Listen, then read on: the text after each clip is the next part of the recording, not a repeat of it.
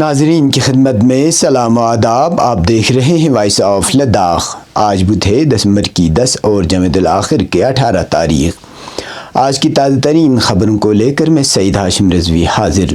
ناظرین سے گزارش ہے کہ تازہ ترین خبروں اور حالات و واقعات سے باخبر رہنے کے لیے ہمارے چینل کو سبسکرائب کریں اور خبریں آخر تک ضرور دیکھیں۔ آپ دیکھ رہے ہیں آپ کا پسندیدہ news channel voice of Ladakh.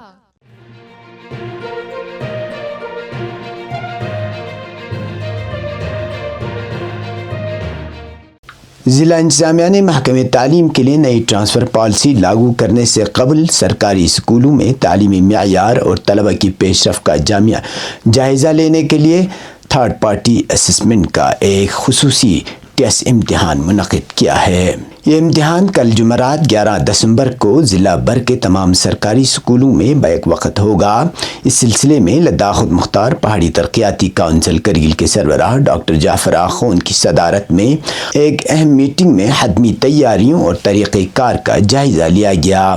Meeting میں executive councillor engineer Puncho Tashi, executive councillor Agha Saeed مشتبہ، deputy commissioner Kargil Rakesh Kumar, councillors اور متعلقہ افسران نے شرکت کی۔ ڈپٹی کمشنر کرگل نے واضح کیا کہ اس تھرڈ پارٹی تشخیص کے نتائج نئی اساتذہ ٹرانسفر پالیسی کی بنیاد بنیں گے۔ اس کا مقصد محکمہ تعلیم میں جواب دہی کو مضبوط کرنا اور بہتر خدمات یقینی بنانا ہے۔ انہوں نے کہا کہ اس جائزے کا مقصد یہ جاننا ہے کہ ضلع کے ہر اسکول میں حقیقی تعلیمی صورتحال کیا ہے۔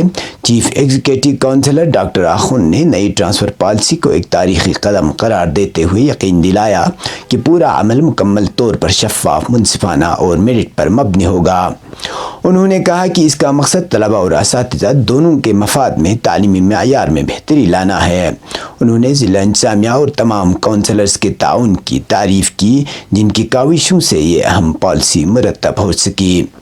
واضح رہے کہ جمعرات کو ضلع کے تمام سرکاری اسکولوں میں جماعت اول سے 9ویں تک کے طلبہ 8ویں جماعت طلبہ کو چھوڑ کر اس ٹیسٹ میں شامل ہوں گے۔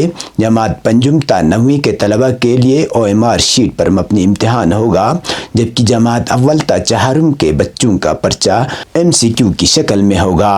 امتحان دوپہر 12 بجے سے 1:30 بجے تک یعنی 1.5 گھنٹے کی مدت کا ہوگا۔ امتحان کے غیر جانبدارانہ اور شفاف انعقاد کو یقینی بنانے کے لیے نگرانی کی ذمہ داری محکمہ تعلیم سے باہر کے مختلف سرکاری محکموں کے افسران اور اہلکاروں کو دی گئی ہے تاکہ کسی بھی قسم کی جانبداری یا بے ضابطگی کا امکان نہ رہے۔ انتظامیہ کے مطابق اس ٹیسٹ کا بنیادی مقصد ضلع کے ہر اسکول کی حقیقی تعلیمی کارکردگی کا بے لاگ جائزہ لینا ہے۔ اس جائزے کے نتائج کی روشنی میں نئی ٹرانسفر پالیسی کے تحت اچھی کارکردگی کا مظاہرہ کرنے والے اساتذہ کو ان کی ترجیح کے مطابق اسکولوں میں تعینات کیا جائے گا، جس سے نہ صرف اساتذہ کی حوصلہ افزائی ہوگی بلکہ تعلیمی معیار میں مجموعی بہتری کا راستہ بھی کھلے گا۔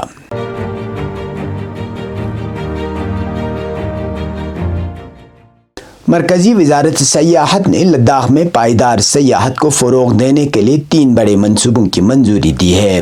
یہ فیصلہ وزارت کی 2 اسکیموں سودیش درشن 2.0 اور چیلنج بیسڈ ڈیسٹینیشن ڈیولپمنٹ کے تحت لیا گیا ہے۔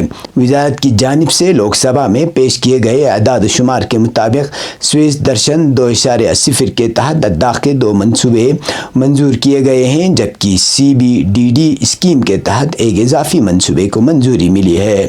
ان تمام منصوبوں کا مقصد خطے میں حیاتیاتی تنوع کے تحفظ، سرحدی سیاحت، ماحول دوست سیاحت اور مقامی کمیونٹی پر مبنی معیشت کو فروغ دینا ہے۔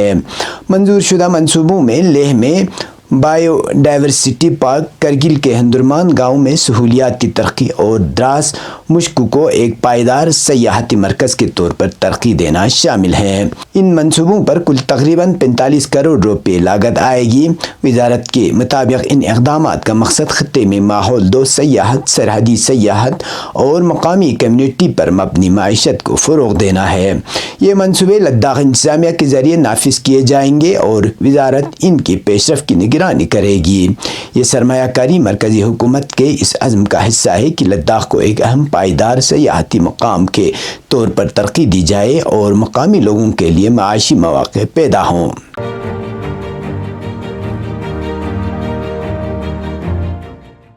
Ladakh subordinate service staff selection board نے 7 دسمبر 2025 کو منعقد ہونے والے میٹرک لیول OMR پر مبنی تحریری امتحان کے نتائج کا اعلان کرتے ہوئے امیدواروں کو عارضی شارٹ لسٹ ایک باضابطہ نوٹیفیکیشن کے ذریعے جاری کر دی ہے۔ نوٹیفیکیشن کے مطابق امیدواروں کو تحریری امتحان میں حاصل کردہ میرٹ اور ہر پوسٹ کے لیے خالی اسامیوں کی تعداد کے مطابق شارٹ لسٹ کیا گیا ہے۔ بورڈ نے واضح کیا ہے کہ تمام شارٹ لسٹ شدہ امیدوار مقررہ تاریخ اور وقت پر دستاویزات کی تصدیق کے لیے حاضر ہوں۔ بصورت دیگر ان کی امیدواری منسوخ سمجھی جائے گی۔ امیدواروں کو اصل سرٹیفکیٹ کے ساتھ ساتھ تمام مطلوبہ دستاویزات کی خود تصدیق شدہ نقول لانے کی ہدایت بھی دی گئی ہے۔ قابل ذکر ہے کہ UT سطح کے اس امتحان میں 99 اسامیوں کے لیے تقریباً 3500 امیدواروں نے شرکت کی تھی۔ امتحان کے 2 دن بعد ہی شارٹ لسٹ جاری ہونا امیدواروں کے لیے خوش آئند قرار دیا جا رہا ہے۔ تاہم ضلع سطح کے امتحانات کے نتائج میں تاخیر پر امیدواروں کی جانب سے شکوک و شبہات کا اظہار بھی کیا جا رہا ہے۔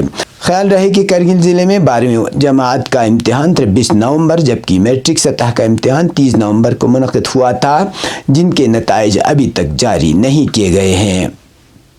اب پیش قومی اور بین الاقوامی خبریں۔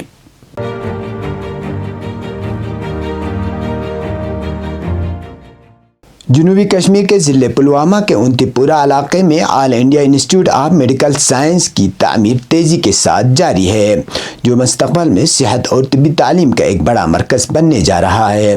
جدید سہولیات سے لیس یہ ادارہ 1000 بستروں پر مشتمل ہوگا، جبکہ اس کے ساتھ میڈیکل کالج، نرسنگ کالج اور متعدد خصوصی شعبہ جات بھی قائم کیے جائیں گے۔ انتظامیہ کے مطابق منصوبے کی تکمیل کا ہدف 2025 کے آخر یا 2026 کے اوائل تک رکھا گیا ہے، اور امکان ظاہر کیا جا رہا ہے کہ پہلے مرحلے میں OPD کی خدمات سال 2026 میں شروع کی جائے گی۔ اس میگا منصوبے کے فعال ہونے کے بعد وادی کے لوگوں کو بہتر اور جدید طبی سہولیات گھر کے قریب ہی دستیاب ہوں گی، جسے انہیں دور دراز کے شہروں کا سفر کرنے کی ضرورت نہیں پڑے گی۔ علاوہ ازیں اس منصوبے سے علاقے میں تعلیم اور روزگار کے بے شمار مواقع بھی پیدا ہوں گے۔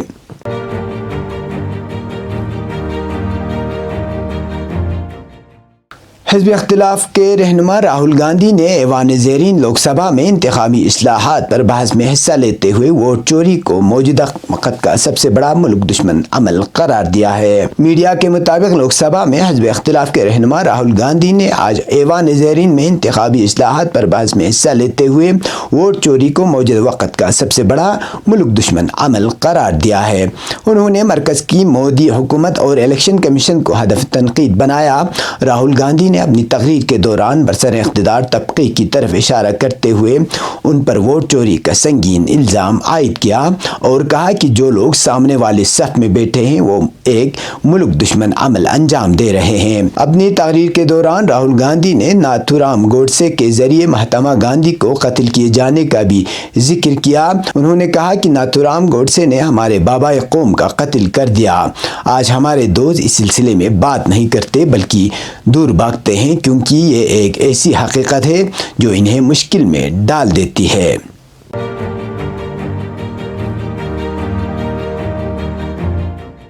حماس کے رہنما خالد مشعل نے واضح کیا ہے کہ غزہ کی پٹی کا انتظام صرف اور صرف فلسطینیوں کے ہاتھ میں ہونا چاہیے اور اس حوالے سے کوئی بھی فیصلہ صرف فلسطینی عوام کو ہی کرنا ہے۔ اسلامی تحریک حماس کے بیرون ملک سربراہ خالد مشعل نے الجزیرہ TV چینل کے ساتھ ایک خصوصی انٹرویو میں کہا ہے کہ غزہ کی پٹی کا انتظام سنبھالنے کا فیصلہ صرف فلسطینی عوام کو ہی کرنا چاہیے۔ حماس کے سربراہ خالد مشعل نے کہا کہ غزہ کو امداد کی فراہمی ایک انتہائی ضروری امر ہے اور تحریک کی قیادت اسی کے حصول کے لیے کوشاں ہے۔ انہوں نے کہا کہ غزہ میں امداد کی ترسیل جنگ کے خاتمے کے سمجھوتے کے دوسرے مرحلے میں داخل ہونے کے لیے بنیادی اہمیت کی حامل ہے۔ حماس کے سربراہ نے اس بات پر زور دیا کہ حقیقی خطرہ اسرائیلی حکومت کی طرف سے ہے، نہ کہ غزہ کی طرف سے۔ انہوں نے مزید کہا کہ غزہ کا انتظام و انصرام فلسطینیوں کے ہاتھ میں ہونا چاہیے اور انہیں ہی غزہ سے متعلق فیصلے کرنے کا اختیار حاصل ہے۔ یہ تھی اب تک کی خبریں، اس کے ساتھ مجھے اور میرے ساتھیوں کو دیجیے اجازت۔ اللہ حافظ۔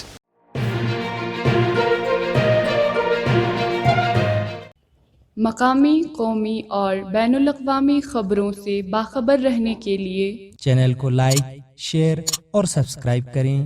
साथ ही बेल आइकन दबाना न भूलें।